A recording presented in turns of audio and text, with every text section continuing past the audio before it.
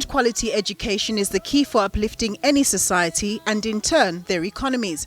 Acutely aware of this, Goniwe was a keen educator and a school principal in his community.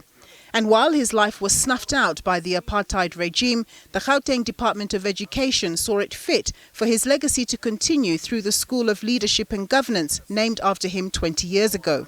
Goniwe was a qualified teacher that believed in education for all. And as a community leader, he went on to establish a number of community projects, amongst those a feeding scheme, a school choir, a debating society, as well as boxing. As you know that in the Eastern Cape and Western Cape, boxing is quite big, and rugby and soccer clubs, to keep the youth of his community actively and productively engaged. The Goniwe School of Leadership and Governance offers a spectrum of courses for teachers and their institutions. These include school management, leadership, governance, as well as teacher development programs, youth development programs, training of school governing bodies, and a lot more.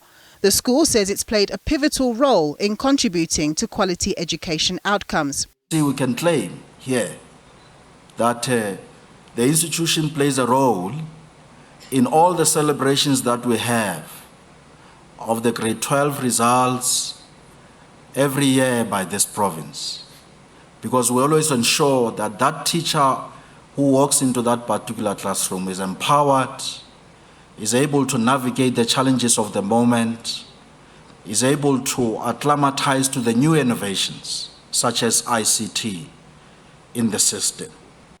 Giving the keynote memorial lecture address was Advocate Tembeka Mkhonto, who lamented that the government had not sufficiently remembered the memory of people like Goniwe and his colleagues who formed part of the Cradock Four.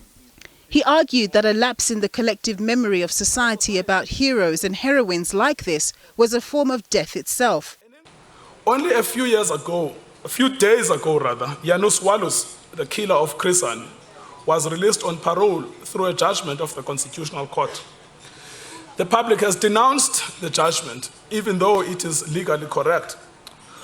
But that denunciation, that clash between the law and the public expectation, shows precisely why it is necessary to tell, retell, re-narrate the horror of the death of Goniwe. The Gauteng government reiterated that it would continue to push for improved educational outcomes in the province through organizations like the Goniwe School of Leadership and Governance. With a good education, people's prospects for getting jobs and even creating opportunities for themselves and others are vastly improved. This, in the South African context, remains critical to deal with the scourges of unemployment, inequality and poverty. Nompumelelo Siziba, SABC News, Johannesburg.